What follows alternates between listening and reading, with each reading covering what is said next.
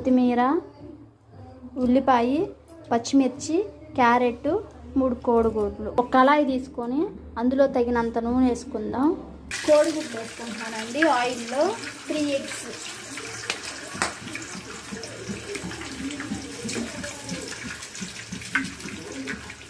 కోడిగుడ్లని ఇదిగో ఈ విధంగా చేసుకున్నామండి. చిన్న చిన్న పీసెస్ వచ్చే విధంగా కలుపుతూనే ఉందాం. కలపకపోతే ఒకేలాగా అయిపోతుంది మొత్తం. స్టాప్. తగినంత సాల్ట్ వేసుకున్నామండి.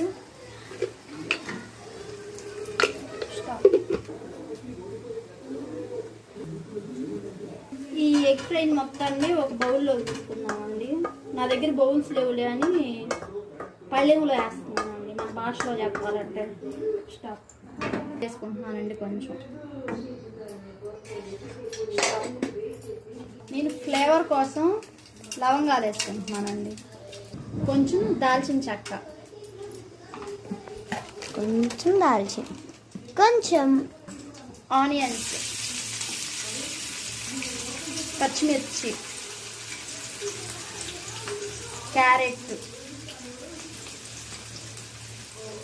టమాటో ఇవన్నీ బాగా ఫ్రై అవ్వాలండి. మరి డ్రైగా కాకుండా ఒక మాదిరిగా ఈ మాదిరిగా ఫ్రై చేసుకోవాలండి. కొంచెం ఆయిల్ పైకి తేలేంత వరకు ఇదిగో టమాటోలో నుంచి వాటర్ రిలీజ్ అవుతుంది. మంచిగా ఇప్పుడైతే ఫ్రై అయ్యేటప్పుడే కొత్తిమీర వేసుకుంటే ఫ్లేవర్ మంచిగా వచ్చిందండి. కొంచెం ఫ్రై చేద్దాం కొత్తిమీరని.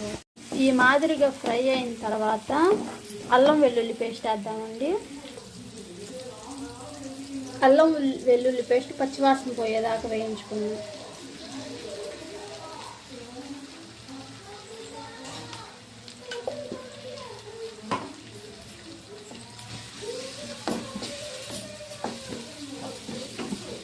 కొంచెం హై ఫ్లేమ్లోనే పెట్టుకొని వేయించుకున్నాం.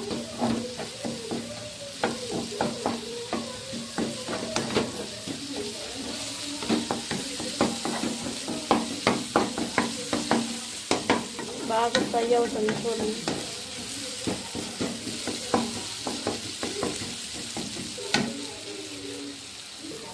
పచ్చివాసన పోయిందండి. ఇప్పుడు కొంచెం పసుపు వేసుకున్నాం కలర్ కోసం.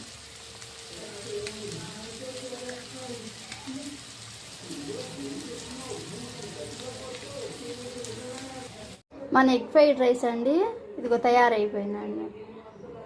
వేడి వేడి ఎగ్ ఫ్రైడ్ రైస్ చూడండి. అన్నం పొడి పొడిలాడుతూ వచ్చింది. సూపర్గా ఉండిద్దండి. అంటే ఇది నాస్ట్